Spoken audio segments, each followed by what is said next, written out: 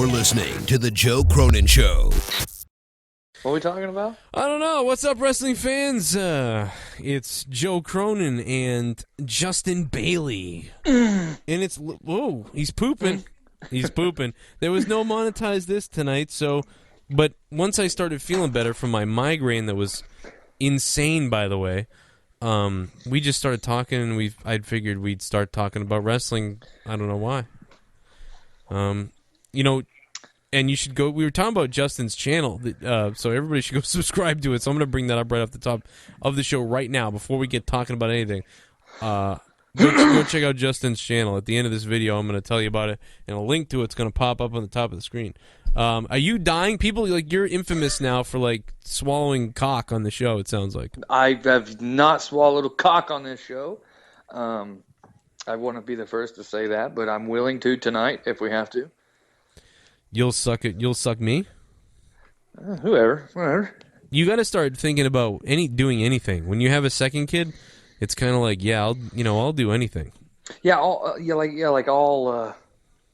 I don't know, just all dignity goes right out the window. I feel like this thing started not the right way. It's oh yeah, they started talking about blowing each other. That's how yeah. Where are we? What is happening? What time is it? The fuck? Well, it is 3 a.m. here. I don't know. So I don't know. Let's talk wrestling. I don't know what to say about wrestling. Okay. I'll first of all, I'll start with this. I have been the last couple hours earlier when I was laying on the floor miserable. I went through the last 6 Royal Rumbles, and I looked at some of I was watching them, and I was like, okay, we get the one where everyone boos Reigns, and The Rock comes out, and Reigns wins the Rumble, and it was like, this is terrible. Was that last year? It was. That was one of the worst Rumbles I can remember. You know what's sickening, though, actually, is then I hated it, but now I love watching them because I like listening to all the people enraged. Like that, for some reason, that makes me laugh. Look at how bad this is. People are so mad.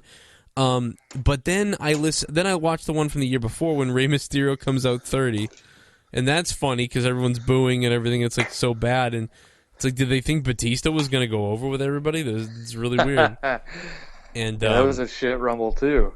And then now those two were exciting because you thought Daniel Bryan would be there, and they're only entertaining. They're entertaining to watch now because of how hostile the crowd gets. Yeah. But if it wasn't for those crowds being hostile, I wouldn't even care to watch it. But then I went back and I kept watching, and there have been some terrible Rumble winners. I think either the year before that or the year before that, I can't remember the order now. But Alberto Del Rio won, then it was Sheamus won. Yeah, it was just those were stupid. Alberto Del Rio eliminated Santino to win. That was bad. Vince McMahon won the Royal Rumble in 1999. That was I remember being very mad about that. Yeah, I do as well because the year before Stone Cold won. Yeah, I remember being really mad about that because I was excited to see who was going to win, and for some reason McMahon winning was underwhelming, even though on paper you almost think that would be interesting, but it was. But it wasn't. Yeah, because he hid half the match, right? He was up in the stands and shit. And wasn't and Stone Cold, they went and fought in the bathroom or something like that, didn't they? Yeah, that's what it was. They fought all over the place in the bathroom, and then he ended up coming back. I guess he needed to go. You know what I mean? He needed to do something but then didn't. But that was the year that Austin wrestled The Rock anyway, right? Yeah. So it was really just they didn't need to do that.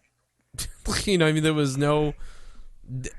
There was just I don't know. I guess I kind of don't blame them because I think they thought this will be crazy, for Vince to win. That'd be. But it's just silly to do something like that at the Royal Rumble because the Royal Rumble is associated with second to WrestleMania in a way because it plays a part into it. I think they figured that they wanted to get more heat back for Vince. Yeah, I'm yawning.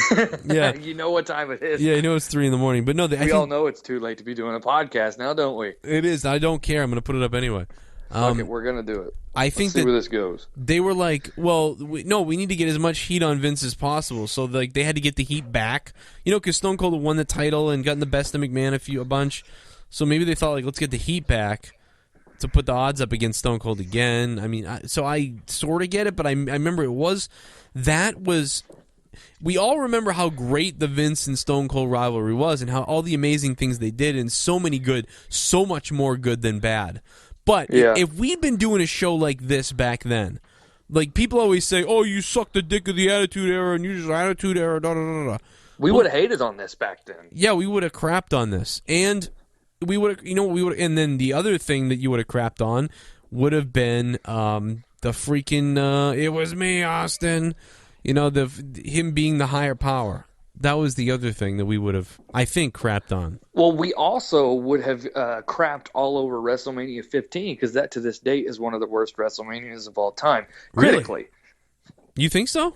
That's a very frowned upon WrestleMania. Was the first, because if you go through the card, if you were to pull the card up and try to pick out matches from that WrestleMania that was memorable or even remotely good, of course, the Rock and Austin match is about the only one that sticks out for the entire WrestleMania as a draw.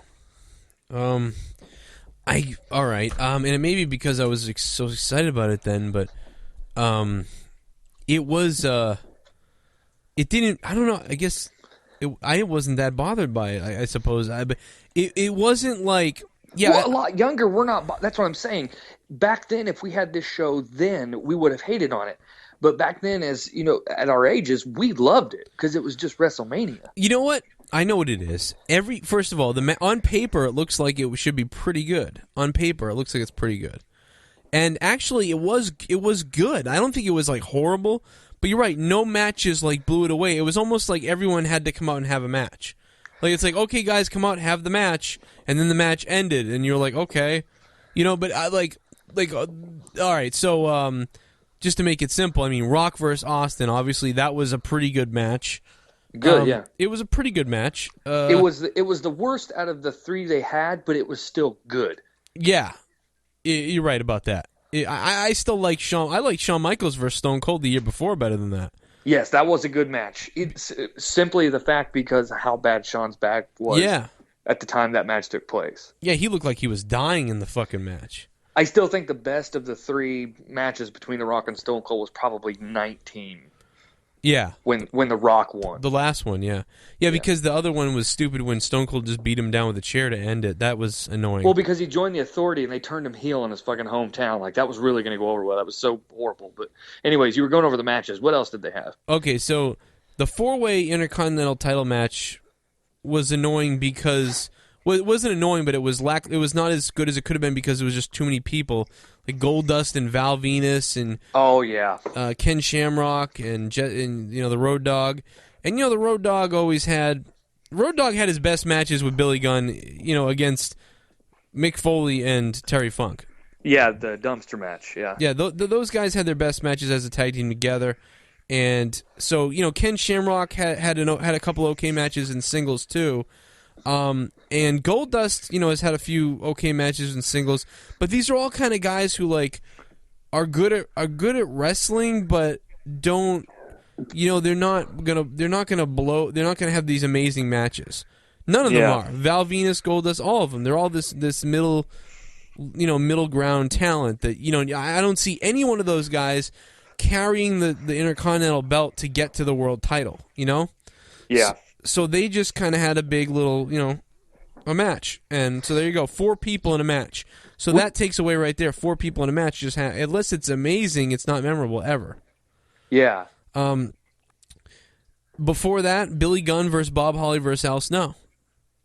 Yeah, see, if just and nobody talks about any of these matches. Right. To be honest with you, I forgot about the one you just said. Yeah. Well, a lot of these were, I swear, most of them were just like, let's get the people on the card. Let's get everybody on the card. And again, you read these names and you're like, these are all people who were pretty good.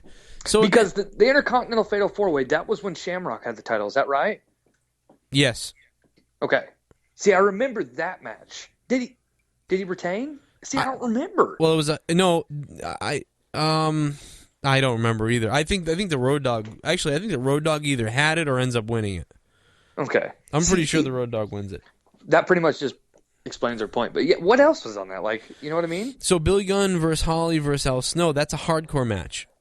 So and that's another triple threat. So that's another clusterfuck. Yeah. So it's another hits in the head with a kendo stick, trash cans, and entertaining kind of stuff. I would call it almost like Fast and the Furious WrestleMania. Like you're like, I'm entertained while I'm watching this, but it's silly. Yeah, I'm not really gonna watch this again for the most part. Yeah. Owen Hart and Jeff Jarrett versus the winner of the Heat Battle Royal. And that's when they were a tag team, right? Yeah. Yep. And you see, I think that was actually pretty forgettable. Their run together as a tag team. Well, what's worse about this whole thing is this website that I'm on is an Angel Fire website. That's an old ass website. This is the original website for the card of the show. Wow. Before the results happened. This is crazy. That's cool though. It is kind of cool. Like I'm looking. It's like I'm back in 1998-9 right now. I know. I love seeing those old Angel Fire websites and those 20M and all that shit. Because GeoCities. Yeah, dude, this is weird. I remember being a kid at this time, making my own website too, and just thinking this is so cool. Like people are gonna come onto this, and no one did. But no. So then, so I don't remember. I think they faced D'Lo Brown and somebody, didn't they? I don't see. Again, I don't think there's nothing else on this. You've mentioned 4 more matches now. It's not even worth mentioning anymore because it was so fucking forgettable. It gets a 7.1 on IMDb. I'm trying to still find let me find it. I want to find the lineup with the results in it. You know what I mean? Yeah. Let me see here. While you're doing that, we got derailed big time because I had to open my mouth about Vince winning the Rumble in '99, even though you were trying to stay at least in the fucking recent decade. But I did want to say that with the Rumble coming up this week, which would be what, Joe, next Sunday? Yeah. As we're recording this podcast on Saturday morning. I still feel like this year, we had the backlashes of the years before that, the past 2 years with Roman winning and then Batista winning the year before that. I still think this year could be the absolute most hostile environment of any of them. Man, depending on the outcome. You might be right, but I'm worried that this is going to take a step back. I'm worried it's going to be less hostile than last year and the year before because they're in Florida. And this part of Florida, I don't know. I mean, so which I don't like that because I feel like WWE hears the crowd and then they think, oh, we're doing things right with Roman, it's like, oh. But okay, so by the way, it was D'Lo Brown and Test that faced Owen Hart and Jeff Jarrett. Ooh, I bet that was a doozy. Butterbean tool-bagged Bart Gunn. I remember that from what was it, Brawl for All? Yeah, the Brawl for All. Kind of like the pay-per-view. It's like you didn't get a boxing match because he just got knocked out, but it was entertaining because you were like, oh my God, he got knocked out, but that was it. Yeah. So that was actually something that was pretty memorable. One of the I can tell you the memories I have in a second, but I'll run through these real quick. Mankind defeated the Big Show by DQ. So McMahon had this whole thing with the Big Show. He's got to win so McMahon can be the special referee in the Wait a minute. This was in '99, right? Yeah. Didn't Big Show have the huge coming in at St. Valentine's Day massacre? Yeah, that's what this was. And so McMahon, he was supposed to, if he won, if Big Show beats Foley, then I think Big Show's the special referee for the Rock match, and the Big Show and McMahon are all together with the Rock. So it's good for us to point out to all the people that suck the Attitude Era's dick need to realize that it wasn't in the wrestling in any way, shape, or form. It was the stories and how they were told. Yeah, exactly. That's the thing about the Attitude Era. So even the wrestling was kind of secondary. It was more about all the stories. Yeah. And nowadays it's more like somewhere in the middle of everything. They're but the Ruthless Aggression era was probably the era I think that was really based on the wrestling. Really? I think that wrestling era was based the most off the Ruthless Aggression era was based mostly off the wrestling. I think you're right, except for I think that now NXT and stuff like that is even going above that. It's going. That's true. Okay, yeah. So if we're including NXT, it'll be NXT. Yeah, hands down. Because in the 90s, it wasn't anywhere near how good the wrestling was. It was how overzealous the character was. I watched Eddie Guerrero in a match from that time, and I can't remember what it was, but my God, he tore this place apart. It was unbelievable. And it was like the fans weren't... Like nowadays, if they had a match like that, the fans would be flipping out. Yeah, their heads would explode. But these fans were like, kind of like... when's we the wrestling? this. Yeah, or when's the wrestling end? Or we've seen this a lot. Like, okay. I think I know what you're talking about because I saw Dean Malenko versus like Ultimo Dragon. It was like a WCW pay-per-view. Yeah. It was one of those old school opening matches, and I was just like, if they were, like kind of like you, if they were to air this match to start off a pay-per-view, it would probably make up for the other 6 shit dog matches that would be after that. Yeah. Yeah, it's amazing how the wrestling was just so... Because, like, people going off the top of cages and stuff like that, it just, like, it just numbed down. It was a different audience. It was just as bad in a way as it is now, but in a different way. It's... If only we could mix it all together. But... Anyway, Road Dogg defeated Ken Shamrock and everybody. So Road Dogg did have the Intercontinental title still. Then Kane defeated Triple H by disqualification. DQ. At WrestleMania. and then, so Kane defeated Triple H by DQ. Then Sable defeated Tori in a forgettable match. Although they did a better job than the women had been doing up until the last year here now. They had a pretty good match. It wasn't the best, but they had a better match than, you know what I mean, what we saw from the Divas after that, you know? Right. Well, I mean, after Lita and Trish and after that stuff. Then the European Championship match, Shane McMahon with Test versus X-Pac. And, of course, X-Pac loses because Triple H turns on DX and leaves DX and attacks X-Pac. I thought Test was in a match with Jeff Jarrett and... He was. D'Lo Brown.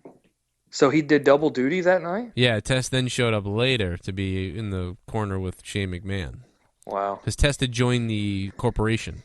Oh, okay, I'm with you now. Okay, I thought you said Shane McMahon with Test. Like, I thought like Shane was with Test, like, in his corner. Yeah, Test was in Shane's corner.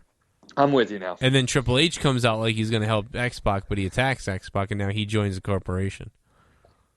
And then and then the Hell in the Cell match, one of the worst Hell in the Cell matches ever. Big Boss Man versus Paul Bearer, and he defeats. What? I mean, I'm sorry, Undertaker with Paul Bearer. It's 3 a.m.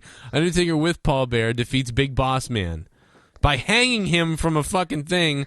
And Edge and Christian come down from a ceiling, like, right after Owen Hart. Like, I mean, right before Owen Hart's, going to do that. Jesus. And that's awful, but... it is what it is. then Stone Cold, then he defeats The Rock. And that is probably the Stone Cold and The Rock matches. If you go back to that pay-per-view, there's only a few things I look for. First thing I want to watch, usually, if I go back to WrestleMania 15, is... Sometimes I get stuck. I do kind of watch the hardcore match because it's funny. That's all. I watch the hardcore match with Billy Gunn, Al Snow, and Hardcore Holly because people get walloped in that thing.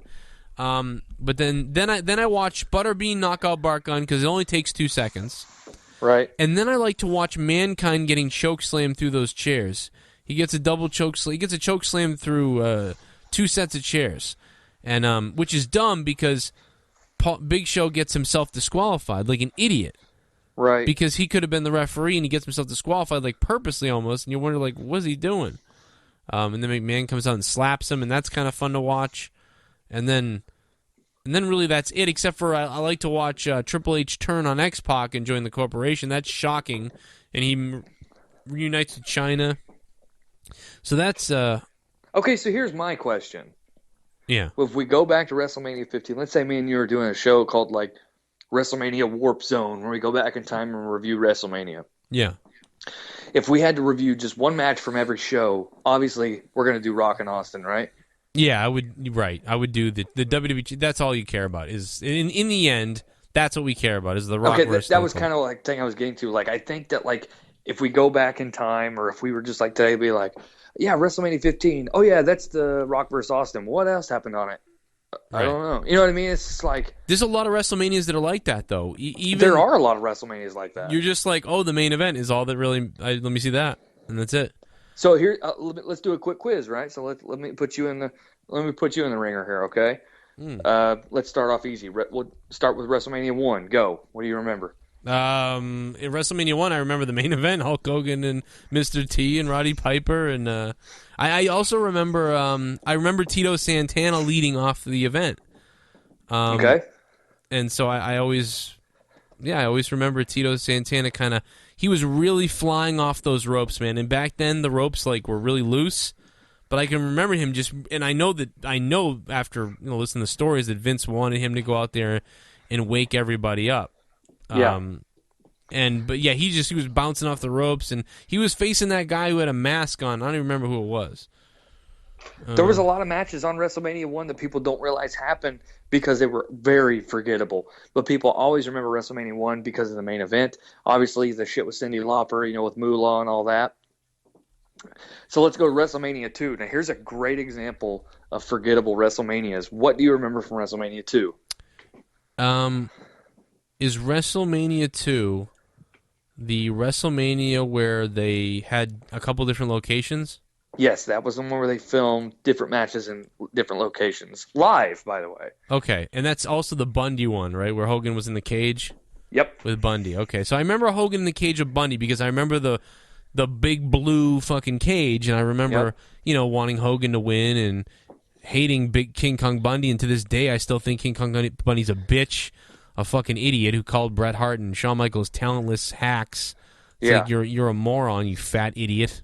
That's it. He's a fat fucking douchebag that hasn't seen his dick since he was born. I hate it. I remember WrestleMania 2. Well, I'm not done yet, though. Wait a minute. Roddy Piper boxed Mr. T. It was kind of weird. I remember that. See, now I think that was at the different arena, right? Because wasn't that like the main event for the other people? If it was, I feel bad for them. Right, like it was. WrestleMania 2 is so confusing because it's all over the place. It was the worst idea. It was, again, like Vince is classic for this. Vince has these unbelievably good ideas sometimes, and he keeps striking good on them, and then he has one that doesn't quite work, but it's still crazy that he thought about it. It's entertaining that he actually came up with it, even though it didn't work like the XFL say.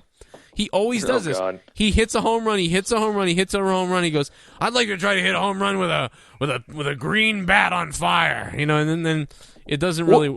It's a prime example of he got so much success with one, he wanted to triple and maybe even quadruple the success of the first one instead of trying to put a couple of great successes together. Because WrestleMania 2 technically was still a success as far as the pay-per-view buys, blah blah blah. But so he has the bombed WrestleMania 2 critically, right? Then we get to the WrestleMania that's most notably remembered amongst wrestling fans as a group, and that's WrestleMania 3. Yeah. It's not even worth. I mean, it's worth talking about. That sounded awful. Well, but it's very memorable. WrestleMania 3 is. WrestleMania 3 saved what if WrestleMania 2 lost ground. WrestleMania 3 saved it and brought it right back. Like it was for many different reasons, Joe. Right. They packed like 75,000 people in the arena. I know they say they packed like 95,000 or some shit, but I've heard over the years that was very enhanced and beefed up for TV reasons. But personally, my favorite match from that was obviously Savage and Steamboat. I'm supposed to be quizzing you, so you shouldn't. Well, I mean that should have been. So, obviously you had two different. You had all the elements that they would from now on kind of build on, which is okay, Savage versus Steamboat was the wrestling match that entertained everybody, that everybody was really talking about. After the thing, all the purists or whatever we would talk about afterwards, and it's the funnest thing to go back and watch. Hulk Hogan and Andre was the spectacle that everybody had bought the thing for. Right. So, and then maybe you go back, and when you go back and watch it, you watch Andre and Hogan and you want to fast forward. You're almost like, let me just get to the part where Hogan slams him and wins. I want to see that. But maybe you want to watch the whole thing. I don't know, but it was one of the best matches. You talk about a big guy in a match. It's one of the best matches that Andre had, and I think, and it was in the biggest stage you could be in, and he had a lot of other good matches that I'm sure didn't air and think. And But you know what a great example for WrestleMania 3 is, as far as the way they structure it? Like you said, what was it, Steamboat and Savage? That was the wrestling match. That was for the people who prided themselves on watching great wrestling. Yeah. But people bought it because of the spectacle of Andre and Hogan, right? Yeah. I think a prime example of that was WrestleMania 17. People bought that for The Rock and Austin. But do you remember what we got on that fucking undercard? We got that crazy TLC match from the Hardys, Edge and Christian and Dudleys. Yeah. Which actually stole that show. Yeah, yeah. I mean, that was crazy, dude. That was it's kind of like YouTube, you put up a fucking video and then people think it's something and then they get it's just like that. Or you put up a video and nobody ever fucking watches it. Yeah. Which is what would happen if you said it's it's going to be Jeff Hardy versus Edge. Like, or back then, or fucking Dudley Boys versus the Hardys, and then people would be like, "What?" But it was you can't even compare it to that because people do know who they are. But anyway, the point is, like, I remember those two matches, and that's about it. I remember Harley Race was there. I remember thinking like, "Oh, that's cool." He I didn't even know Harley Race was there, but that was recently when I watched it, like a couple of years ago. Yeah. I'm sure I can picture all the classic guys that would have been there, like. I'm sure Greg Valentine and all those guys, but I don't remember what the hell happened. I remember Roddy Piper did something, but not really. Yeah, because I think he was acting. Didn't Piper do like a hair match or some shit at 3? Yeah, it might have been, but I don't remember who he wrestled. Oh, I'm trying to remember what Piper did. What about? Wasn't he in a feud with Bad News Brown or something at that time? See, this is bad. We're really trying to go through my wrestling brain right now, and I'm not around a computer, so I can't cheat. But this is the point. More than I do. But that's okay, because this is the point of this, is that we don't remember. So it means something. There you go. So there we go. We remember Savage and, in Steamboat, and we remember, obviously, Andre the Giant versus Hulk Hogan. That's it. WrestleMania. Well, move on to WrestleMania 4. Yeah, and 4, good luck for me. The tournament. Because I was kind of out of touch from like 4 to 7. Really?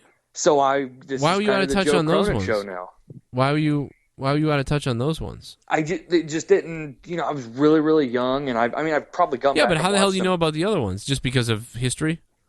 Yeah, no. Which ones? You talking about like 1 through 3? Yeah. Yeah, because with studying it stuff, and 4 through 7 to me I just don't really know a whole lot about them, and the only reason I know things about from 8 and beyond. Because 8 took place here in my home state. That's kind of when I got back into it. You know what I mean? I loved 8, but the 4 was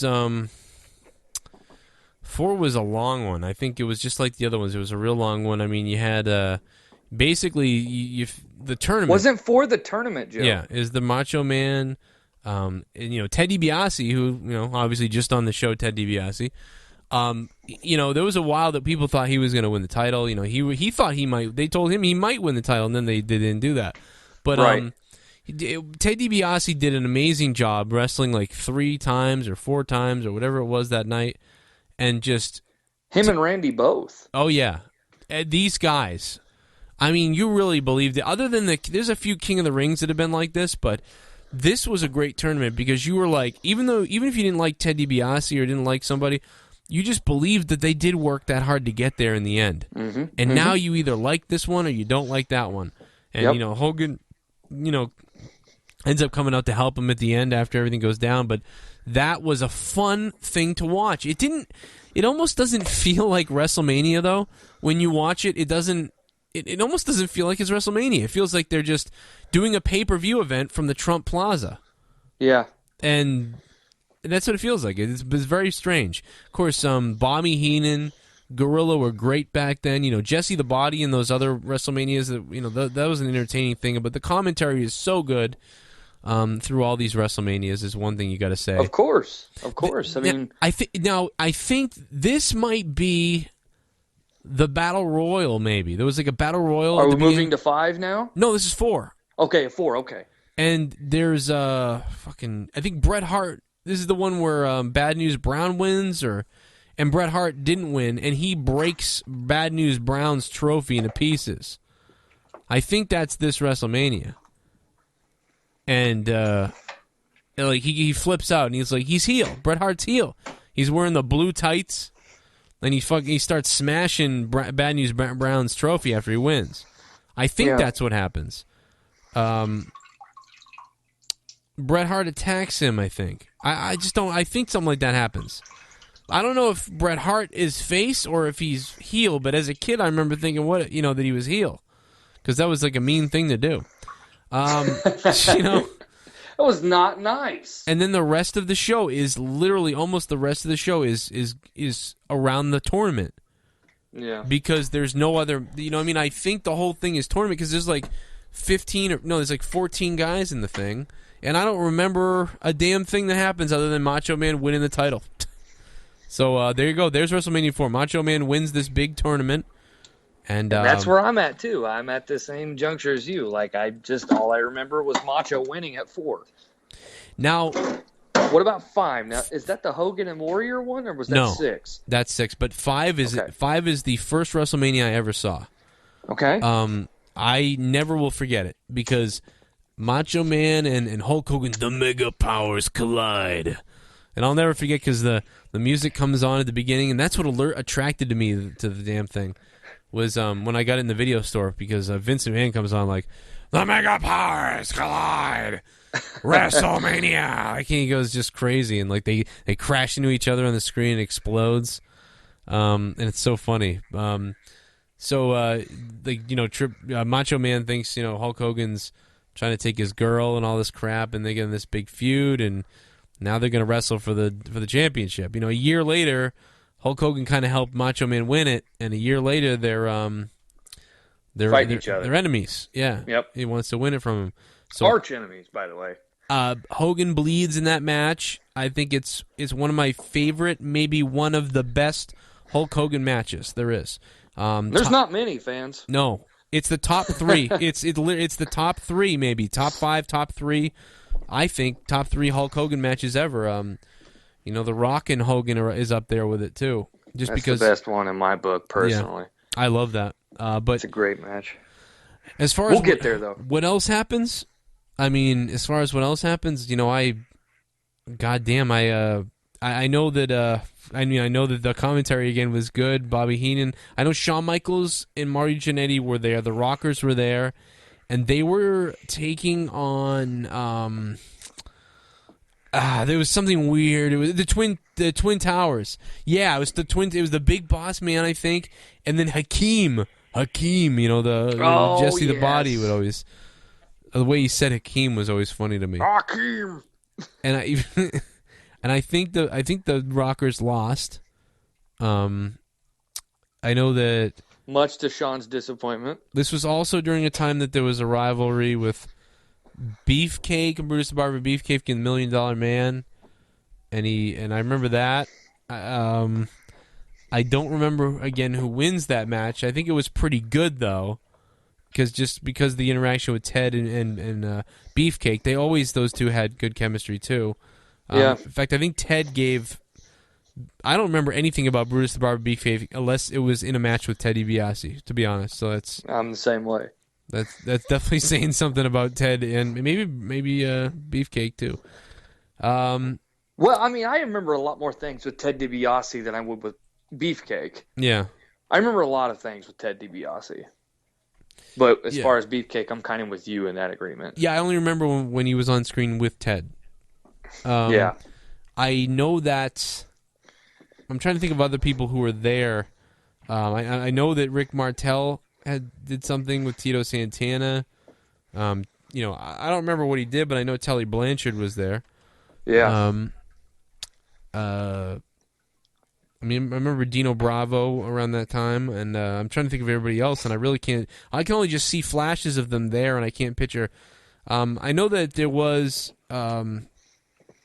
something with Jake Roberts and Andre the Giant. I don't remember if they wrestled or if they wrestled with each other or against each other.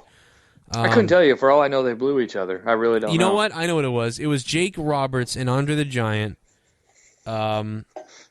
with... and something to do with Big John Studd was there too, but he wasn't in the match. That's bad, Joe, that we didn't bring up the Big John Studd and Andre for WrestleMania 1. Oh, that's right. How I could we- completely forgot. Wasn't it like the $10,000 That was the money body match. slam match? Yeah, that was the slam him in the money. Yeah, that's exactly. You're right. That's crazy that we didn't think of that. But I mean, that's understandable. I mean, we obviously knew that match because we're talking about it now. Yeah, it was. But it just kind of slipped our minds because didn't Andre like throw fucking? He threw the threw money the money out out into the crowd. Yeah, and he just started throwing his money everywhere. But that was kind of like a feel good gimmicky match. Sorry. Anybody want $1? Go buy a hamburger. Well, that's terrible. Yeah, that's pretty bad. Well, We'd probably edit this portion out if we gave a shit about it. I wouldn't care. Who cares? That's. I don't care. Anyways, Joe, what are we on? WrestleMania 6? Let's move to 7. It was a gimmick. Put it that way. That's why we launched over it. There you go. I'm sure. God damn. I know that Rick Rude was there, and something I do want to mention is because I know the Intercontinental Championship at WrestleMania 5 was the Ultimate Warrior versus Rick Rude. I remember that. I know that happened, and it was okay. It was, it was the Warrior. It was right. It was not. It was pretty good, but it was. I mean, just because it was like entertaining in a way, but it wasn't anything crazy. Fans don't want to hear my thoughts on the Warrior, so I'm going to allow you to talk everything about the Ultimate Warrior. Okay. Because I can't stand him.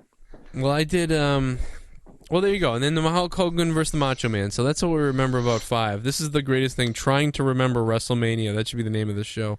It's fun though. I'm glad we got here. This is fun because now, Joe, because you're not going to start hearing me talk as much as you until like 8. Well, what's funny about this too is I'm going to actually start forgetting. I actually know more about these WrestleManias than the newer ones. Good, so I'll take over coming sooner or later. I have no fucking idea who wrestled at WrestleMania 24 and stuff. I don't remember anything . But anyway. Some of these won't take long, Joe, because they were one matches like the WrestleMania 15 and shit. So yeah, I mean it's kind of like what do you remember and what do you give a shit about, and that's true. That's there you go. So let's go to 6 then, Joe. So what do you got from Skydome? Of course, from Skydome, absolutely unheard of. 2 of the biggest baby faces in all of wrestling: Ultimate Warrior versus Hulk Hogan in the main event, title versus title. Even back then proved that you don't have to have a good guy and a bad guy to draw huge numbers. And it's cool because they did something different again. It's always as much as they say. Yeah, as much as they yawn, because it's almost 4 a.m. As much as they say, Vince, they kept trying to do the over and over again like Rocky or something. They did try to reinvent it each time they did it. That's why it kept working. Before Joe continues, I need to make sure fans appreciate that we are up until 4 o'clock in the morning. Yeah, to ensure you guys get content. Yeah, this has got to be. You must have content. We're gonna go through. We had no idea it was gonna go this way, right? We started talking, and then all of a sudden we realized this is gonna be a video about us trying to remember WrestleMania. Yeah, there you go. We need more beer. Damn it. So I remember. This is WrestleMania 6. Okay, so I remember that. Okay. The Hart Foundation was there. I know that happened. Now, let me ask you this, because I don't know. I'm not around a computer or anything, so I'm not cheating in any way, shape, or form. Who was the Intercontinental match? I don't know. Who had the title? Who defended it? Who won it? Blah, blah, blah. Oh, no. The Hulk Hogan... Is this when Warrior had it? It was it's title for his title. Warrior had the Intercontinental title, and Hulk Hogan had the WWE Okay, I'm title. with you now. Okay. I'm just going off my head, too. I'm not going around on the internet. Which is otherwise, because if I did, I'd break down every match, and that would be scary. We'd be up here until tomorrow. So I obviously remember that main event. I remember that. I do remember. What else do I remember? Like I said, I'm trying to rack my brain too because I have watched all of them, Joe. But I'm just I only remember Hogan and Warrior from the show. I watched it a lot as a kid, and then on the network every once in a while I do put them all on. But no, I remember Mr. Perfect wrestled Bruce the Barber Beefcake. I remember that. Roddy Piper and Bad News Brown had a match because Roddy Piper painted half of his body black. Right. Okay. Yep. I remember that. So I remember those two wrestling because of what Piper did and how intense that seemed to be. In a little inside thing too, if people have watched the Table for Three with Roddy Piper, he actually talks about a story how some of the guys in the back hid the chemical that was supposed to be used to get the paint off of his face because it was really strong paint, so it wouldn't go away if he sweat. Yeah. And I guess they hid it was a clear chemical, but they replaced it with water. Oh, God. So it wouldn't come off. So Roddy Piper actually just had to keep the paint on, and I guess he went out and got blackout drunk and almost missed his flight the next morning. And he said he bought this big giant teddy bear for his daughter's birthday because he missed her birthday. So he tries to board this flight with this giant teddy bear, and he's half fucking black. And he tries to get on the plane, and he tries to they said that he has to check the teddy bear because it won't fit in the cabinet and all that stuff, blah, blah, blah. So Roddy Piper said he screamed at the lady or whatever, so instead he just bought the first class ticket for the teddy bear. It was a really good story. It's my favorite table for three, the one with Roddy Piper. But yeah, he bought a first class ticket for him and the teddy bear, so he didn't have to check it. That is hilarious. I had What no a idea. badass, right? But he's going first class. Yeah, who's the joke on now, fuckers? You thought you hide his chemical remover for the paint, but now he's bought a first class ticket for a teddy bear and he's going home.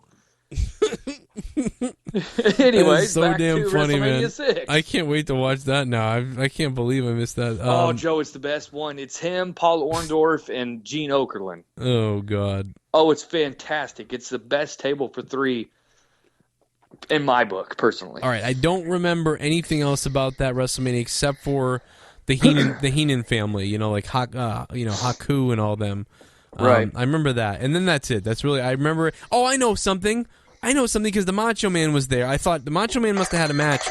I know who the Macho Man wrestled. Dusty Rhodes.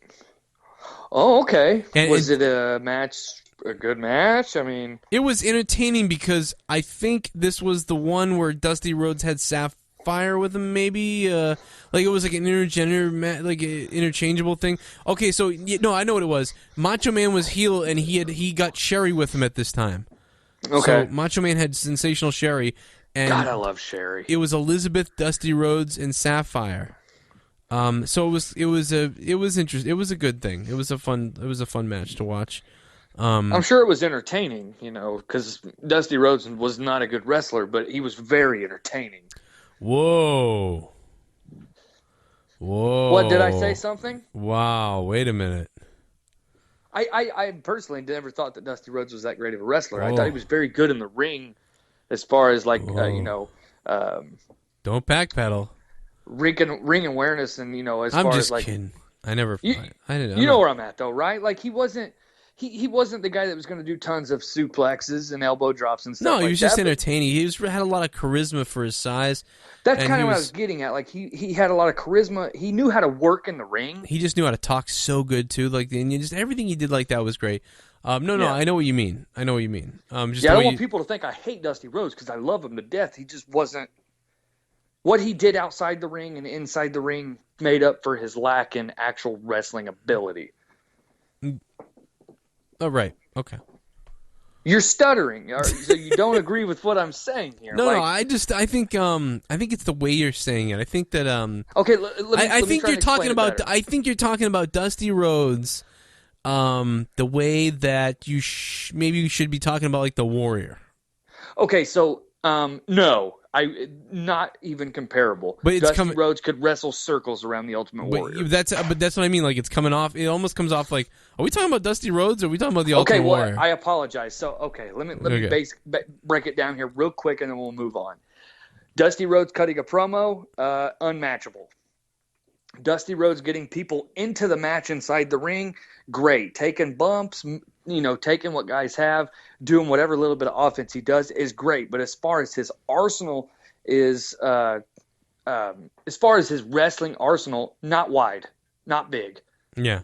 He didn't do a whole lot in the ring, is what I'm saying. Not in WWE, I don't think, but he did a little more. I'll probably catch a lot of shit for that, but I'm entertained with every Dusty Rhodes match I've seen, but I'm not entertained by how he's wrestling. Yeah, I don't remember. Yeah, you don't remember. I know what you're saying. Like, okay, it's very. You're right. Yeah. What are we on? We're still on 6. No, now we're on 7. We're all done with 6. Okay, we're on 7 now. Yeah, 7. And I know this one. This was the one they were supposed to do the show at the Coliseum. This was supposed to be where WrestleMania 9 was, but they were worried because Sergeant Slaughter had flipped into like a sympathizer for Iraq, and he went against America. Well, he was with Colonel Mustafa, right? Yeah. Iron Sheik. Exactly. Okay, I'm with you. This was the one where I think WrestleMania 7 was really when you were like, they're out of ideas. I think this is... Yeah, because wasn't the main event Joe Hulk versus Sergeant Slaughter? And in many ways, it kind of is entertaining when you watch it in a weird way, but it's like something just... You never really believed that Sergeant Slaughter was going to win. You know, like, I never did. Well, you base it in the years, too, in a way. Like, we were, Desert Storm and all that shit was kind of going on, right? Yeah. So, I mean, I guess they're kind of catering to giving the American people something really hard to root for. Yeah, exactly. I mean, and they did. The crowd was crazy for the U.S. The flag was everywhere. So, I mean, it did a really good job of that. It would be comparable nowadays to if Rusev was, like, part of ISIS. Yes, exactly. Like, people would have rooted for John Cena hard if he was, like, representing Iraq or something along those lines. One of the things that I'll say about it too is that's interesting about it is it was one of the first ones where they stopped all the WrestleManias. A lot of the WrestleManias prior to this one did they went on too long and there was too many matches. But like around WrestleMania 5 even there was too many. But around this time they started shorting that list. Which only helped it, which is why I think I can remember more of the matches than before. Because Sergeant Slaughter faced Hulk Hogan. I remember that.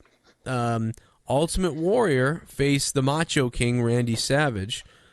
And remember Macho King smashing that scepter over the Warrior's head. And Joe, real quick before you go on, too, is something for the younger generation of fans we have here at the Cronin Show is, they always envision WrestleMania being like, an 8-match solid card, right? Back in the day, you could have as many as 12, even 15 matches. Yeah. Because a lot of those early undercard matches, every one of them ended in a small little schoolboy roll-up. Yeah. Yeah, which is what you can do. Because it's more it's like every match isn't going to be 30 minutes long or 20 minutes long or 15 minutes long. You can have 2 to 3 5-minute matches. Well, you base it nowadays. Instead of doing this Andre the Giant Memorial Battle Royal, which is nothing but a pure excuse for them to get all of their talent on screen, instead you put them, like you said, Joe, in these 2 to 5-minute matches where they just get in there, do a quick whoop ass. You don't have to do a schoolboy roll up. I think they're exhausting, though. I think it gets a little too crazy. I think you could add 1 or 2 more matches. But I think these older ones, that's why we don't remember a lot of it, because they just smashed a bunch of stuff together. So rather than do that, have all the matches mean something for the most part, and then get all the talent on with that Battle Royal thing, so at least it's like, they get to be at WrestleMania. Okay, like I'm cool with that too. I agree with you 100%. The only thing is, like, if you didn't have the Memorial Battle Royal, like the other night we had Stardust versus Titus O'Neil, and it was only like 2 minutes long. You could do something like that on WrestleMania, and the reason is because when you get to the main event, let's say it's Triple H and Roman, or Lesnar and Roman, by the time you get to that and you're watching this epic battle, you're realizing, holy shit, this is way more crazy than that 2-minute fight we had between Stardust and Titus O'Neil. Yeah, you're right. Yeah, it breaks it up a little bit. And it features talent. Makes it feel more important because of the duration of the fight and just how brutal it is. It's not Titus O'Neil putting the Clash of the Titus on after a minute and a half and then he pins him. This is like drawing out. So, anyways, I didn't mean to cut you off, but so we're back at 7 and you're going through the list again. Yeah, the big boys at the top. Hogan, Slaughter, Macho, Ultimate Warrior, Macho King, as you were saying. Macho King. And the other thing about WrestleMania 7, I think that, and the Rockers, I missed the Rockers. I know the Rockers were at the last couple WrestleManias too. I don't remember the matches now exactly, but I know they were there. The Hart Foundation, there was something, I think that was the one where they switched or they changed, and Bret Hart I believe. I don't know. I'm trying to think of who was there, like exactly. God damn it. All right, I remember something. Shawn Michaels and Marty Jannetty, they wrestled. You better not be looking this shit up on your computer. I'm I trying to wish rack if your I brain was, here. I'd know what to say. They wrestled somebody, and I don't remember. Okay, I don't remember if they wrestled the Texas Tornado or if they wrestled the Heenan family again. I think the Rockers wrestled the Heenan family because this was the last Rockers WrestleMania. That's Right. I remember about 7. It's the last Rockers WrestleMania. So they were there with somebody. I know that Jake Roberts faced Rick Martel because it's a memorable match because there was a blindfold match. They had to wear blindfolds to wrestle each other. I remember that match. Okay, I'm with you there. So that's why I remember that one. And then I also remember that this was the first WrestleMania for The Undertaker. Now, wait a minute. Now, the blindfold match, if I have seen that, and I actually remember that not being half that bad. No, it's good. It is good. That's what I thought. And that whole rivalry was great. He sprayed the arrogance in Jake's face, and Jake's eyeball turned white. Like oh my God, that was a good one. That's close to me because as a kid I was 7 years old. So that was a really memorable. That was one of the first type of things I remembered. Yeah. I mean, can you imagine? Just think about this. I was watching WrestleMania. I was watching WWE before The Undertaker was there. Yeah. That's insane when I think about that. Yeah. Like I was 5. Undertaker wasn't there yet. That's wild. But I'll never forget when he did debut. Though I was like, "What is this guy?" I used to go around school pretending to be The Undertaker. And Shawn Michaels and everybody.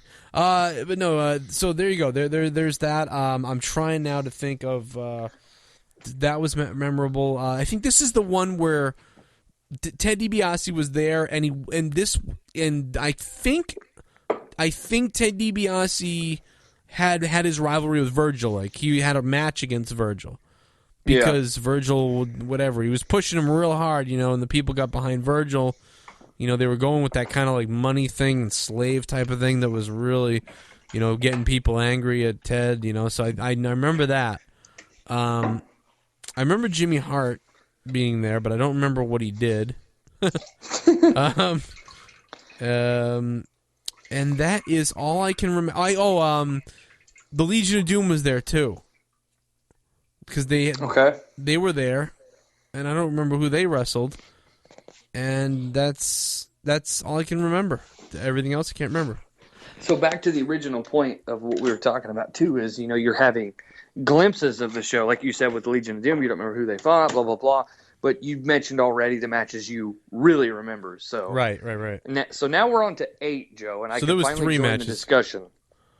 WrestleMania 8. Now you can jump in, and it was a good time because this, I'll tell you, Justin, right off the bat, this is one of my favorite WrestleManias of all time, even though on the WWE's DVD WrestleMania, or whatever, the history of WrestleMania, they crap on this thing. They do. This is what the fuck? I want to add to that, Joe, is I was very young. Okay, I know that I was very young when this happened, but I remember this happening. I remember lots of things, because of course everybody's gonna has jokes about Indiana, blah blah blah. It's nothing but a bunch of cornfields, a bunch of sheep fuckers, blah blah blah. But the thing was, WrestleMania coming to Indiana was a huge deal, and it was a huge building. And it was a huge building, the Hoosier Dome. This was all over. I grew up in a small town called Hope. For people that, there's a quick, fun fact about me. Very small town, very small population. But the talk of WrestleMania 8 coming to Indiana was a gigantic, thing to talk about. Oh, yeah. All over the TV, all over the radio. And when my first, I think I've spoken to people about this, my first vision of wrestling was Bret Hart. So with that, Joe, I'll let you go in with that. I just want to say, as young as I was, this was my first, oh my God, I love this. This wrestling is amazing. I'm gonna tell you right now everything I remember about WrestleMania real quick, and then we'll talk about it real quick too. First of all, the damn thing begins beautifully because it began with Shawn Michaels and Sensational Sherry. Oh my God! Tito one Santana. of the best tandems ever. Yeah, it was great. Sensational Sherry, Shawn Michaels, and Tito Santana once again leading off of WrestleMania. And the agility of these two guys was a great way to start this thing off. I think Reba McEntire sang the anthem too, right? Maybe. She did, yep. All right, so that was cool. And then, this opening match, great way to go. I think I forget how it ended, but it ended with, it was kind of a bizarre ending. It was like somebody got... Well, didn't Sherry, pull the leg or something? Yes. See, that's what I thought it was. I know Shawn won, but I don't remember. Yeah, she interfered somehow, and Shawn ends up winning. She interfered, pulled her skirt up, pulled his foot or something. Yeah. Yeah, it was great though. It was Bobby Heenan. Now, by the way, this is if you want to listen to commentary and you want to laugh at a commentator, this is the greatest WrestleMania for commentary. Bobby Heenan and Gorilla Monsoon. This is the best. This is one of the best commentaries of a WrestleMania ever. The most interesting and entertaining one. Bobby Heenan is absolutely on fire throughout one this of the entire most underrated commentators in pro wrestling of all time. I think he should be. He's at the top. This is so damn funny. He made all kinds of jokes about Tito Santana and a tortilla chip, and how he couldn't concentrate on the match because he was in love with Sherry. I mean, this is everything he said is hilarious. So this match is great to start it. That's great that he did that. Dude, we get Bret Hart versus Roddy Piper, one of the best WrestleMania matches, maybe top 10 WrestleMania matches of all time. I want to tell people, too, that everyone knows that my favorite is Stone Cold versus Bret Hart. That's my favorite Bret Hart match of all time. Oh. But I would think that this match is probably 3 or 4.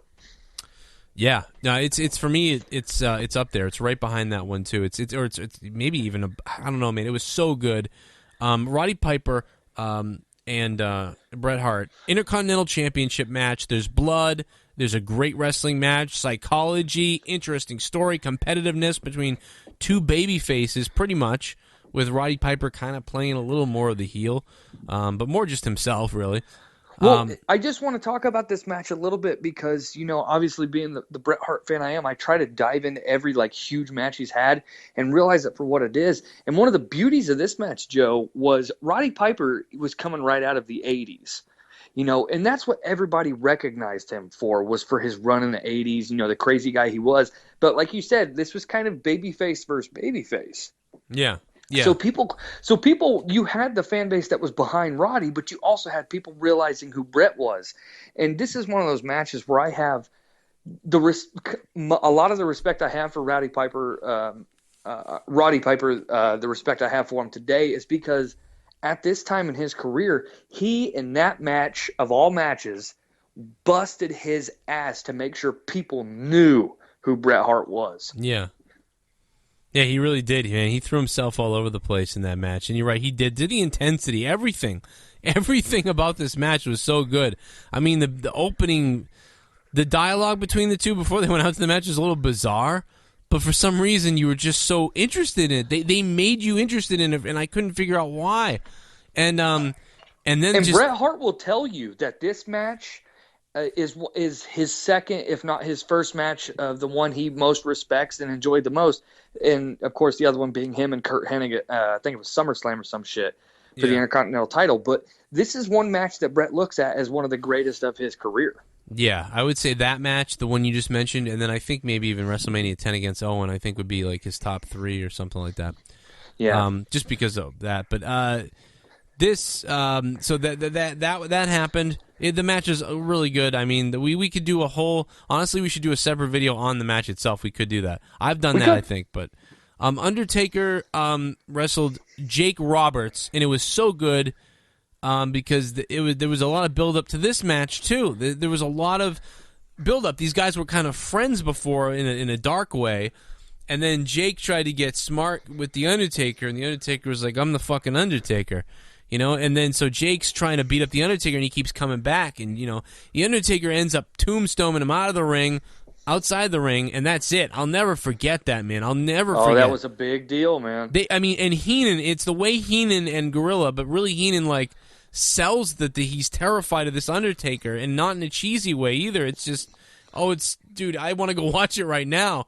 Well, it was shocking, Joe. And another thing I want to tell people too is I didn't get many. when I was a kid. Okay, as far as my parents buying me pay-per-views, I didn't get many at all. As a matter of fact, this was the first one I ever got. Right. And if I'm just being honest, this was the only WrestleMania I ever got until I ordered 15. Oh. So that's a quick, that's a little bitty fun fact. I didn't get very many pay-per-views, and WrestleMania 8 was one of them. And I remember this being one thing that I really remembered, like you said, when Jake, got the tombstone. That's what I can never get that stuff out of my head, like all these things so far. And then and I'll move it along quicker here, but I'll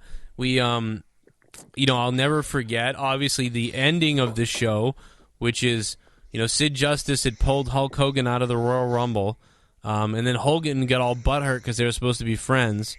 Right. And anyway, they get a rivalry, so they end up having a match against each other in the main event. The main event is Sid Justice versus Hogan, and they kind of did a good job of making you think Hogan's career might be over soon.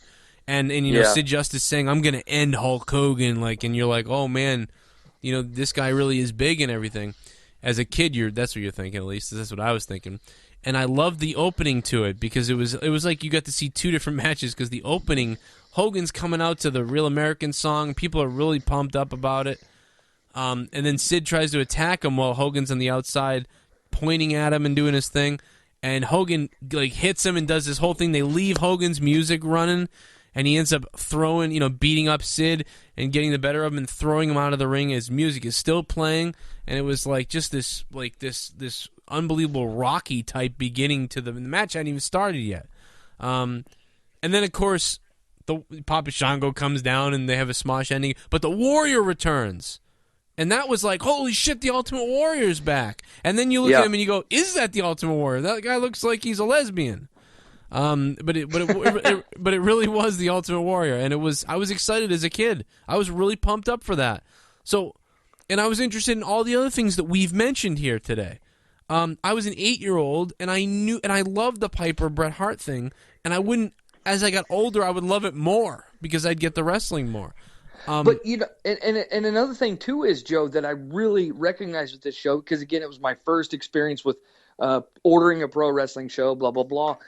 Bret was the guy I immediately was into. That was the guy I was like, oh my god, that's my number one guy. But and another thing I always think about with this was too, one of the even bigger than Hulk Hogan and Sid. And of course, I know what you're going to bring up. And another thing about what you're going to say about this match, dude. This had a build up too, just like everything else did. And it did, and obviously we were gonna talk about this, but I think we just got carried away with. No, I wanted this to be the last thing we talked about.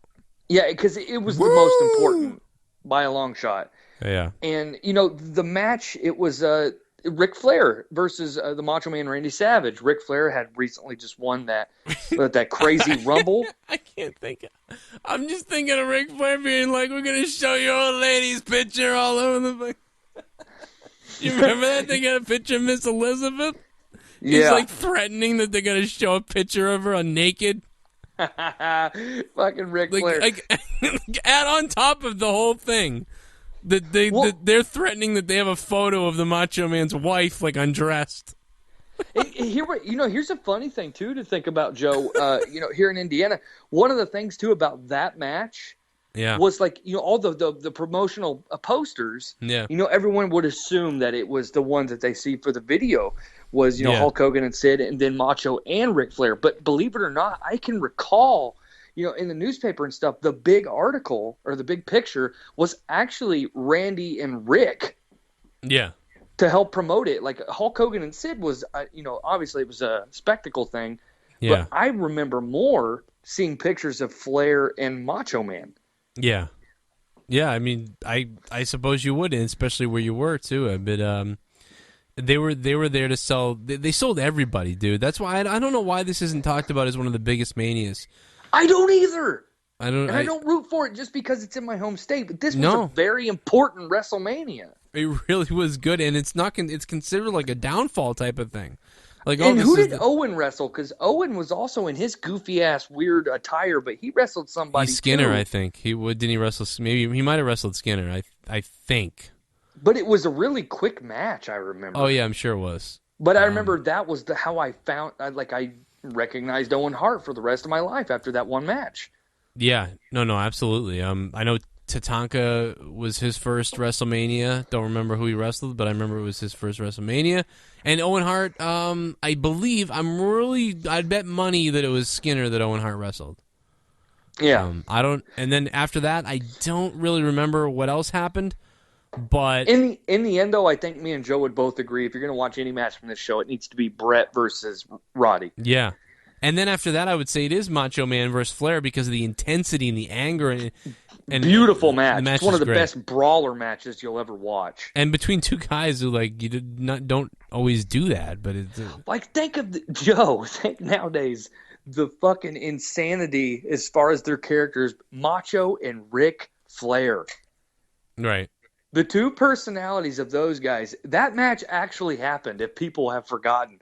That match actually happened. Macho Man versus Ric Flair. And I can guarantee you a young generation of fans that may be fans of this show have no idea that match probably actually happened. And I'll tell you, like, if they don't know, like, you got to know that Ric Flair won the Rumble. It was crazy. And then you just got to know that they really attacked the Macho Man's wife, Miss Elizabeth, and that as they're about to go out there and have a wrestling match, Ric Flair's the champion, he's got this big poster, and they're talking about how he's gonna basically have sex with the Macho Man's wife, and then he's gonna show this naked photo of his old lady. Oh, your old lady, we're gonna show her on the fucking Titantron or whatever. Like, it's, oh my god, it's funny. And then he do the half-ass, woo. yeah. And then they're like looking at it. It's just it's unbelievably like ridiculous. That's why I love it. And then to go with Heenan's commentary, like I think Gorilla, there's a million things that are funny as shit. And one of the funniest things is Heenan's like, he's like, well, how would you handle it if you were Bret Hart or whatever? And then Gorilla's like, I'd go right at him. I'd go head on right after him. And then he's like, how would you handle it, Brain? He goes, I would have caught him outside before the match and waffled him in the head with a tire iron. There you go. Or have my agent buy it for me or something. It's so funny. Like, so there you go. WrestleMania 8 so far, it really has been the one that we've named the most things that we remember. And maybe that does go to the fact that I was 8 at the time. You were, how old? You were 5? I was 5. And I was 8, so like that's when you start to really remember, and you're becoming older, and so maybe. But it was beautiful, Joe. Yeah, but it doesn't matter though, because you know what? I've watched all the WrestleManias, and there's no doubt about it. The reason why I've watched it so much is because it's so good. If WrestleMania 2 was like that, I would have watched that too. So, and the reason we're still talking about WrestleMania 8, people are like, "Move the fuck on," most likely. Yeah, you're right. But people need to realize I am here today with Joe Cronin, talking about wrestling. Because of that show. Yeah. That is the reason I have a channel that you can also subscribe to, by the way.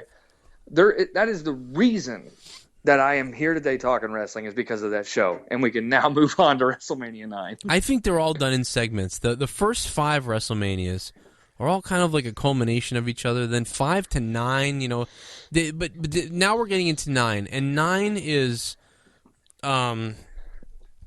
interesting. WrestleMania XI, or I'm sorry, IX. Excuse me. It would be Roman numerals. Learn your Roman numerals, kids. It was at the Roman Coliseum, so everybody was wearing togas. I'll never forget that. Never forget. Macho Man's on the commentary, but he's not in a match. And Caesar's Palace. I'll never forget, because at the time you got to remember, you're a big Bret Hart guy, and I'm a Bret Hart fan too. But I was a huge Shawn Michaels fan. Right. So when and for the last few years, I've been watching WrestleMania 8 over and over again because Shawn Michaels comes out first on both WrestleMania 8. And so in WrestleMania 9, the first thing you hear is dun, dun, dun, dun, dun, dun, dun, dun, dun, and then Shawn's music hits me. I got so pumped up when I saw that live as a 9-year-old. I was like, yes, here he comes. Now, was that still when when Sherry said it, or when Shawn did his intro? That had been when Shawn was doing it now, because Sherry comes out with Tatanka. Shawn wrestles Tatanka. Sherry's with Tatanka. They have a great match. I love the match. A great way to start the show. It kind of ends with Shawn Michaels retaining because it was a count out or something like that. I don't remember exactly, but it was like a count out. So, what else happened? I also want to point out that a lot of people that are really into Undertaker's streak, if this is a great way for you guys to get in touch with it, that's awesome. Yeah. This is actually one of the WrestleManias where The Undertaker actually kept his streak alive due to a disqualification win over Giant Gonzalez with the spray-on bodysuit. Yeah, the gross bodysuit, the chloroform or whatever the fuck they put on the rag. It's actually looked at as one of the most atrocious, gimmicks of all time. Really? Yeah, like the bodysuit. I thought you were talking about the chloroform. I was like, oh.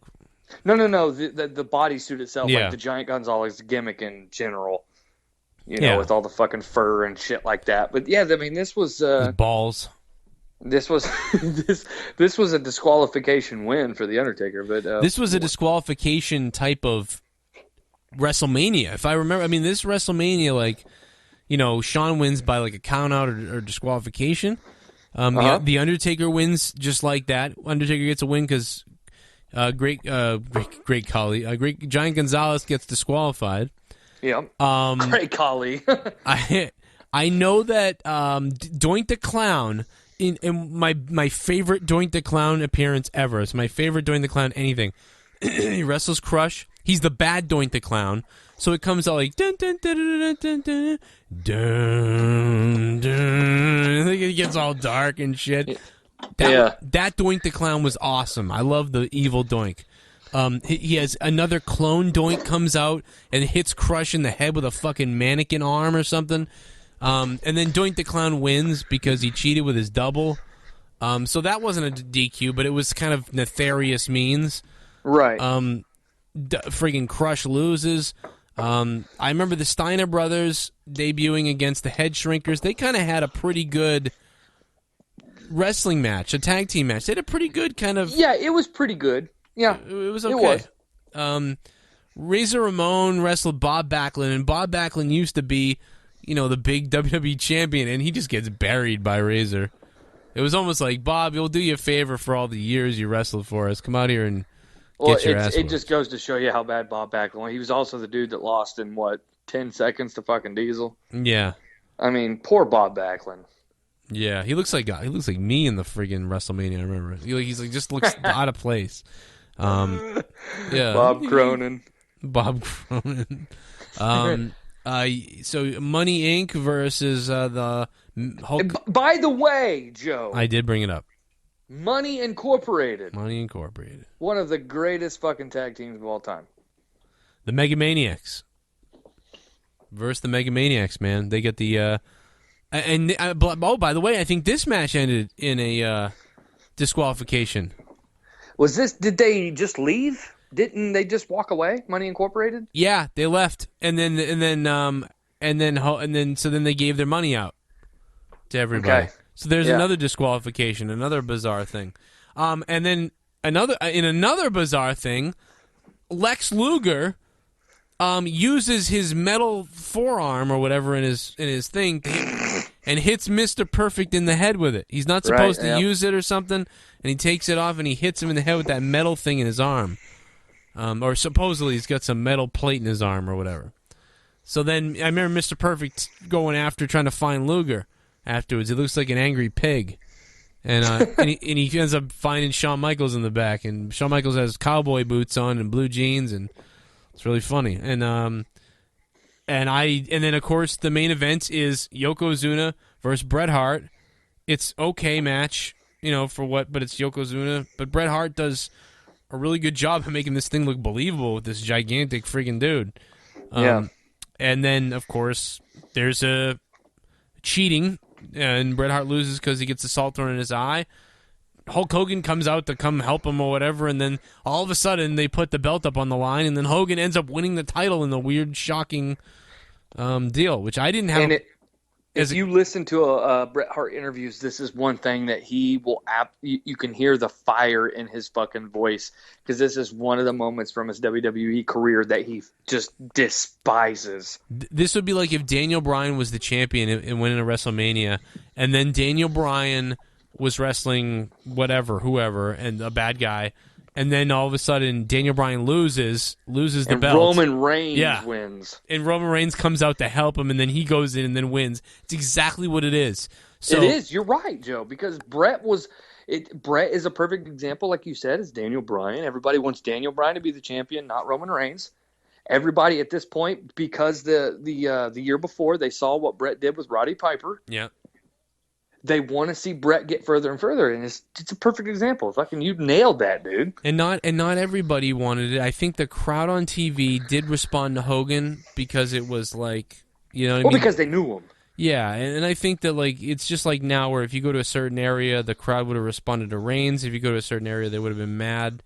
So it depends. Like and I was 9-year-old who loved Hulk Hogan, so I loved it. I couldn't believe it because I was rooting for Bret Hart. But then when Bret Hart lost, I was like devastated. Like, oh my God, WrestleMania is going to end. Bret Hart lost the belt. This idiot cheated, and I'm upset. And then here comes Hogan, and they put the title on the line, and then Hogan wins. So as big as a Bret Hart fan as I am, Joe, yeah, I'm with you. Right. 100%. I was so disappointed that Bret lost, but at the same time, it was like, at least it wasn't Yoko. Yeah, exactly. And as a big Hogan fan too, I was like, yeah, you know, I was losing it. But because at the time I hadn't thought like I need Bret Hart to be the champion. I was still thinking I need Hulk Hogan to be the champion. But I was upset about Bret losing, but it was so it wasn't as big a deal to me. Later on in life, of course, I grew to realize, man, that must have pissed Bret off, and how ridiculous. Well, because we knew the politics and stuff involved, but of course, as kids, me and you were thinking, oh my God, Bret Hart lost, but then we're like, thank God it's not Yoko. Yeah, Hogan. We know Hogan. You know. So there you go, WrestleMania 9. I mean, we're remembering a lot of these because this is the key. I think we're also in the key moment of our childhood, but also think about it. I don't know what other matches there were that night, but I don't think there was many. I think we almost covered the whole fucking thing. WrestleMania 9 was that is looked at as one of the bigger bombs in WrestleMania history. Right. As far as, lackluster card. Yeah. It may have drawn a good buy rate, Joe. I don't know if there's a way for us looking that up, but I know for a fact that that's one of the WrestleManias that people look at as I'm afraid to look it up. I'm afraid to look it up because if I look it up, I will what am I trying to say? I'll start reading the matches. Cards. Yeah, I'll start reading the matches. Yeah, start looking up cards and shit. And I'll be like, let's just go through the whole thing. Let's do Mania 10 and then let's end this because I do have to go to bed. This is crazy. Although I really want to go through them all. Like, are you kidding? People are going to get to 10. They'll be like, wait, I'm only fucking 18 years old. You haven't gotten to a single one I've seen. I got to hear what you have to say. But no, we can do this again. I don't know what your schedule is, but I'd do this again tomorrow. I don't know. Maybe we can do part 2 of the WrestleMania recap. When you want to do it? Fuck, let's do it right now. No, I mean, like, what? No, I'm saying we could do part 2. Like, if we do 10 now, we do the other another 10 for fans tomorrow or some shit. Oh, that's what I'm saying. Yeah, when you're free, like, let me know when you're around. We'll do it. Yeah, let's do it. All right, we'll do it tomorrow night. So we'll get it up there for you guys. So we're gonna do the first 10 now. And then I'm sure people are loving what we're talking about right now. This Sure. has been a great podcast. I'm loving this, dude. It started out with we don't know what we're gonna do, and it's turned. Well, it started off you were talking about blowing each other. Oh, yeah, that's right. People probably didn't even make it. Nobody made it this far. They were like, "I'll just turn this off." All right. It may be worth editing out, but I still think it should be in there. I know. I don't know what to do. Maybe I'll leave it in there. I don't know. WrestleMania 10 took place at Madison Square Garden. They go back to WrestleMania at Madison Square Garden where they started it. The Big 10 in the walkway, I'll never forget that. The short entrance, of course. Wonderful WrestleMania. Howard Finkel gets hair. Vince McMahon is the announcer. Vince McMahon became the announcer full-time around this time. Which, by the way, I want to bring something up real quick. I did a review on WrestleMania 10 about a year ago on my channel. Yeah. And people gave me shit in the comments about sticking up for Vince McMahon as being a good commentator. I don't know why people really like to rag on him. I loved Vince. I did too, Joe, and I said that in my video that I enjoyed hearing him because one thing Vince did that I think drove people crazy, but it would always make me and my buddies laugh, was he would go 1, 2, he got him. No, he didn't. Yeah, he would love because Vince really that's the downfall and the upside to Vince is he wanted to put all the intensity into it and like he wanted to get you so hyped for it and that's when he wanted to be like 1, 2, he got him. No, like he'd be like no, he didn't. Or like that's what he'd do. He'd go No, he didn't. He'd want you to think that it did happen, and then be like, "Oh Yeah. no," and that's part of his deal. So I got that, but yeah, and then a lot of times, of course, Vince didn't go into all the technical moves. He would talk about other things and instead, or say, "What a maneuver that was." He wouldn't. You really wouldn't know. He wouldn't go into like, "That was what a corkscrew guillotine off the." He wouldn't do that stuff. He would say, "What a move! What a, just throwing caution to the wind. What a maneuver by Coco Beware." You didn't.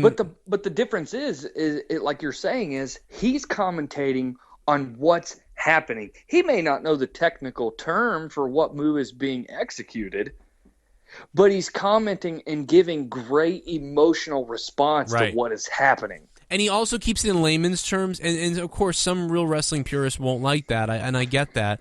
But he also, and maybe because we're kids too, is he keeps it easy for the kids. And for younger people, or for maybe uneducated people. I could totally see someone saying like, "Well, Vince, that's a gut wrench power bomb," and Vince just goes, "Nobody knows what a gut wrench power bomb is."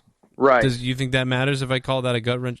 So I get that. Of course, Jim Ross would add a little bit of that into it when Jim Ross came on.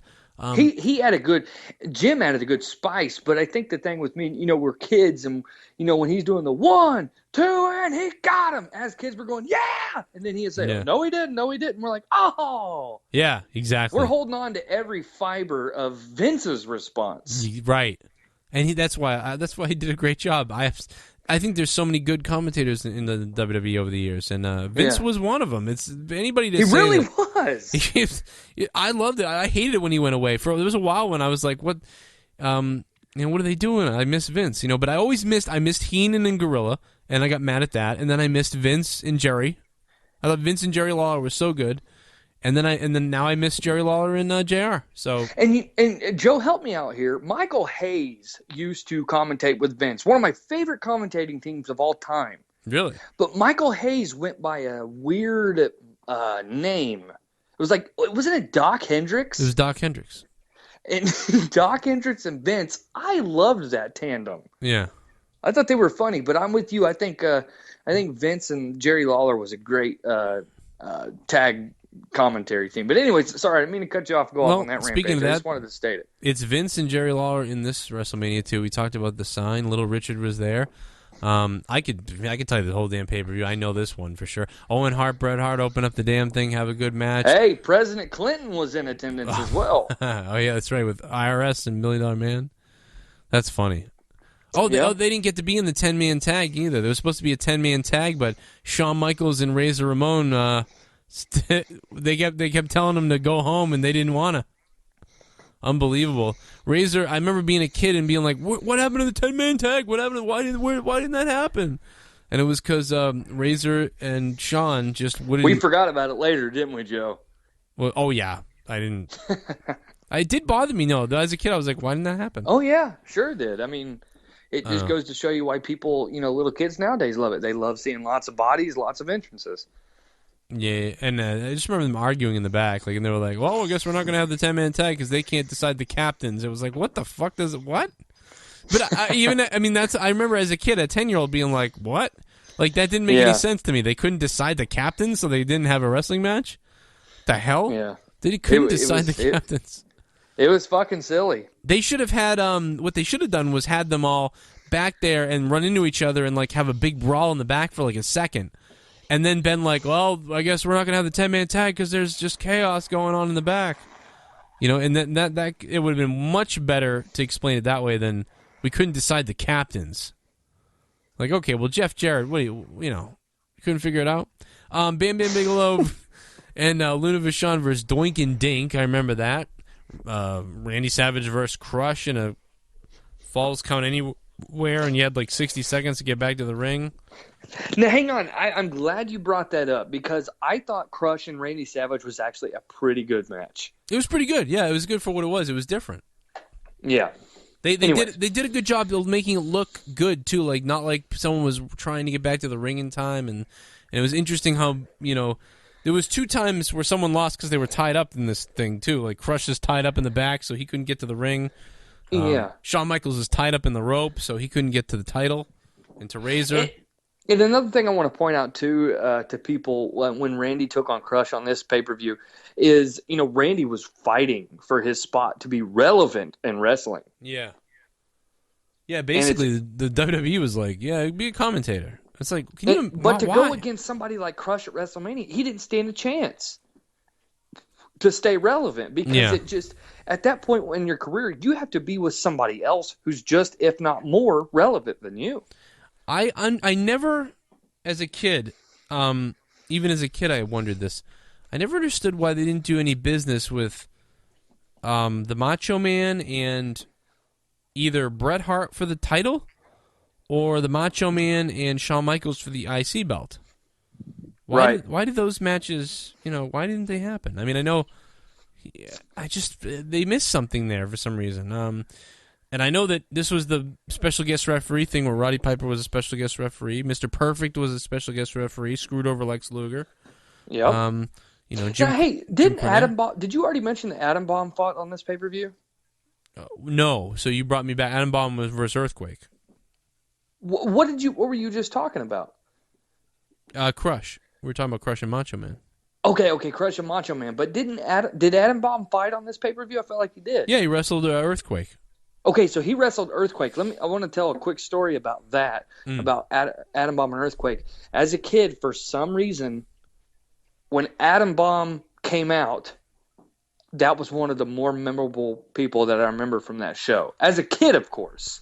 Yeah, Adam Bomb for me too. Like, I mean, even as a kid, I still liked all the matches that we would like as adults, but as a kid, I was forced to be drawn towards Adam Bomb because of how cool and weird and the nuclear look on the fucking yellow and red. He just looked interesting.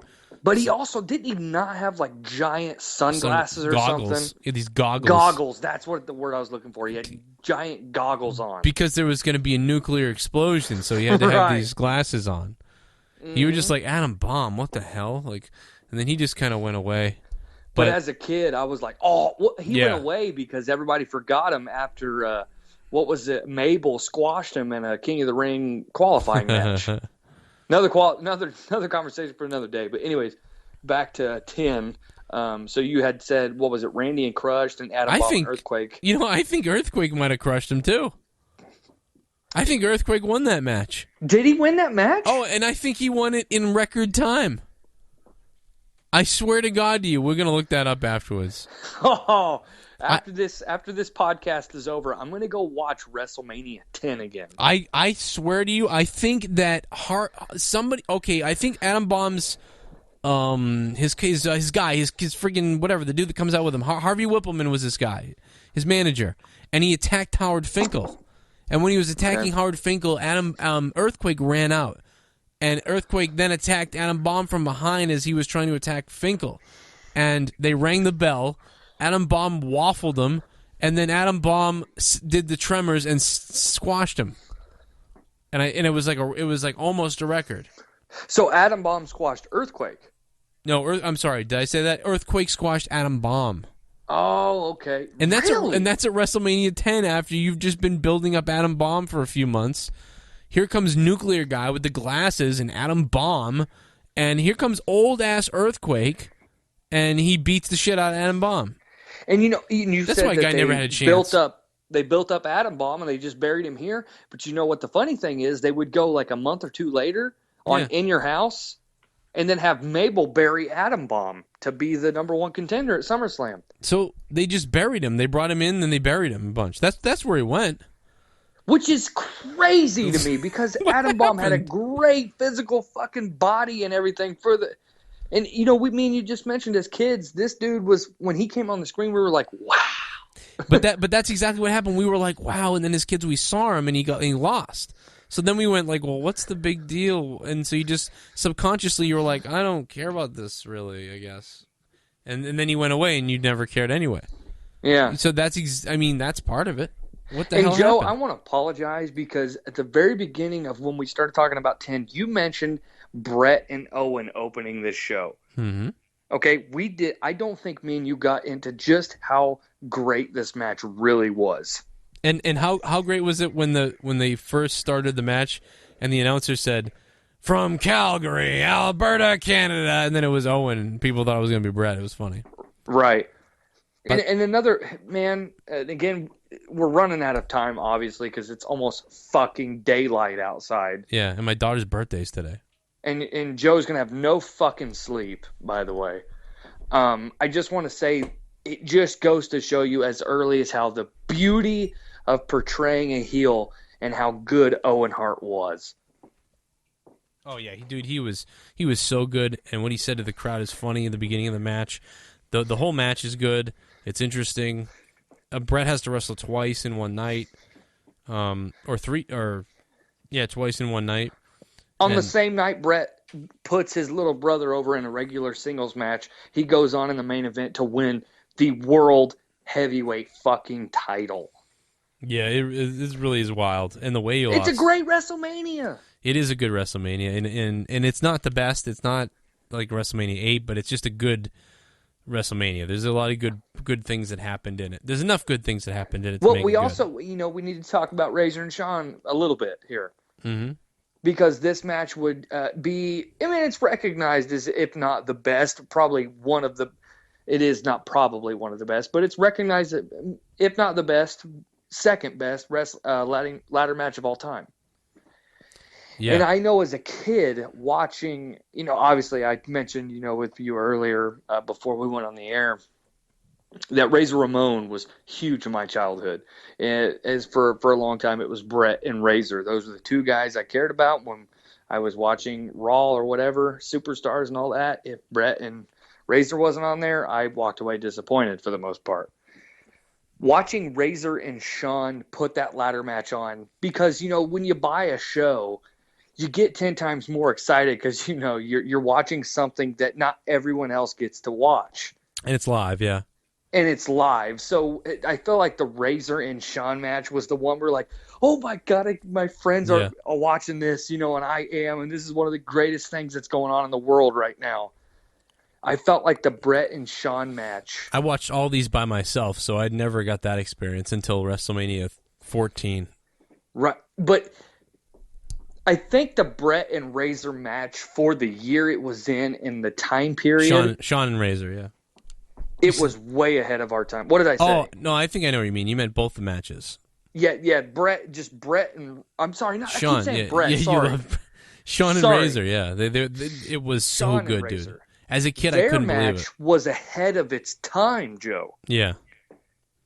Oh yeah, dude. That was a match that I would try to like emulate, and like a lot of times when I especially when I went to wrestling school when I was younger, or like when I would wrestle someone, and people would say like, "How'd you get trained?" And I swear to God, you watching that match, I learned how to wrestle watching that match over and over and over again. I just knew how to take the bumps and do certain things, and it was all from just watching the tape.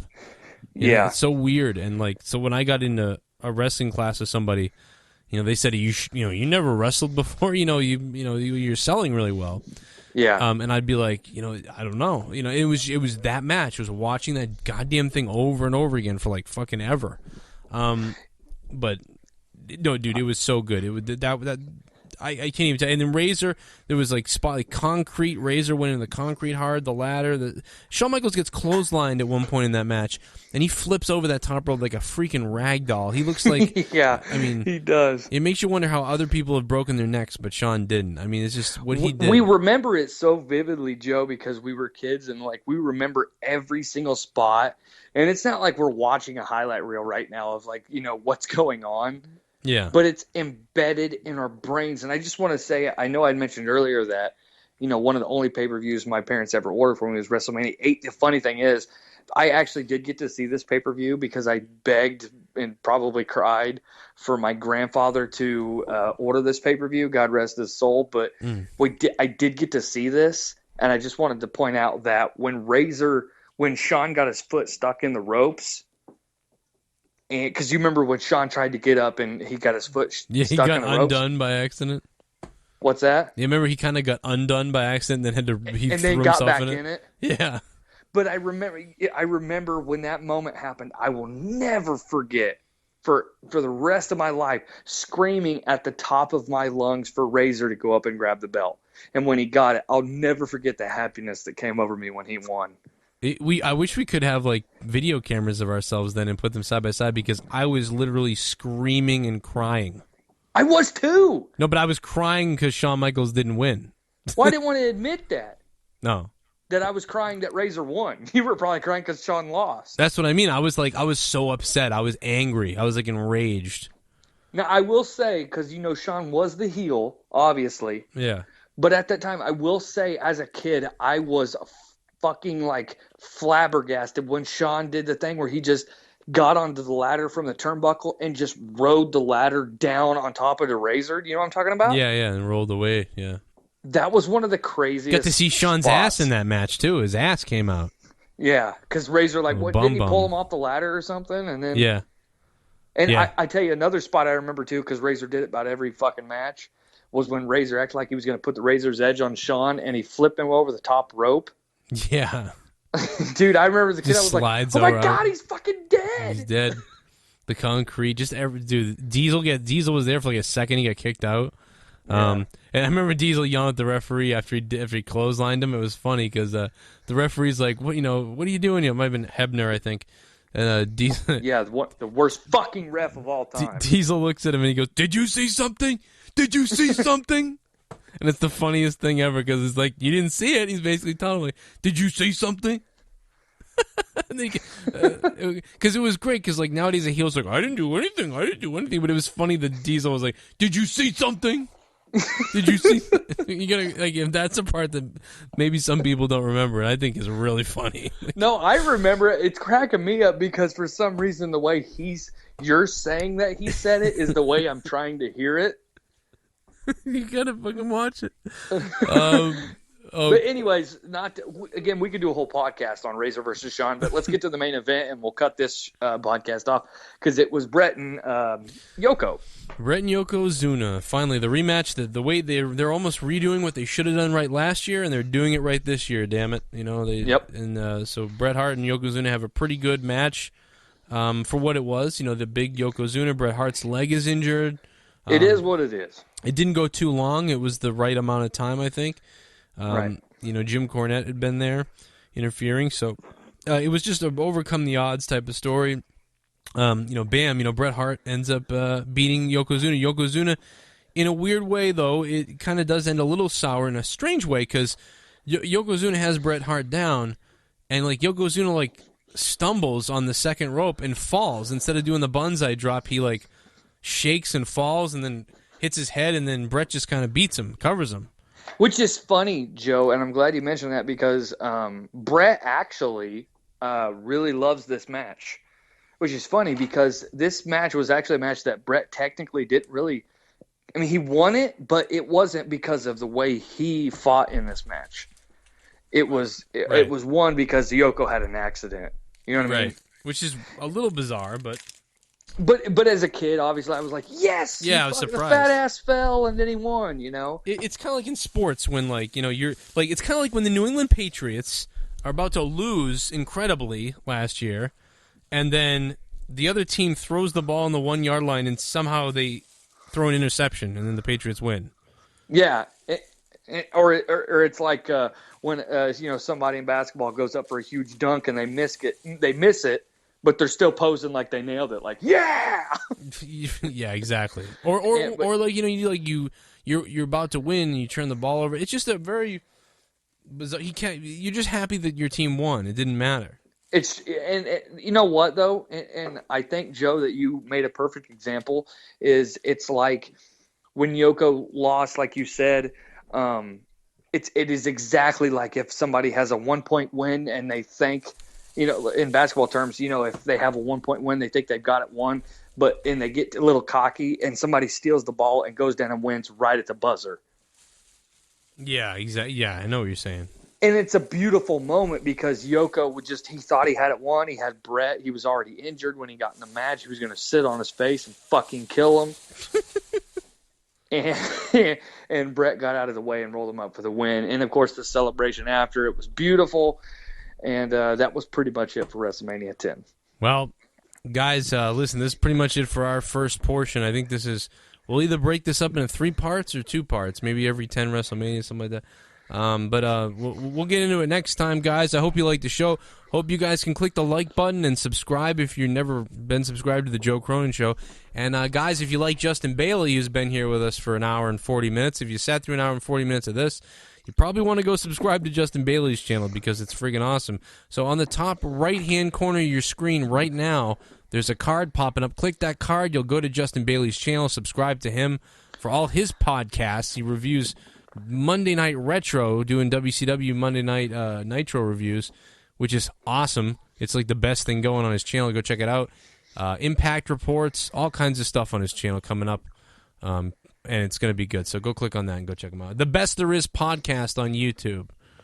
And, and make sure and follow me on Twitter at Justin Bailey, IND, and follow the podcast at TBTI Podcast. And he's the one that got us Ted DiBiase here, so thank him for that, too. It was a good interview. That's coming up soon if you haven't heard it. This is probably going to go up right after that, maybe, but I don't know. You'll see it. This is going to be a big weekend, I think. So this is part 1. We did up to WrestleMania 10. Stay tuned for part 2.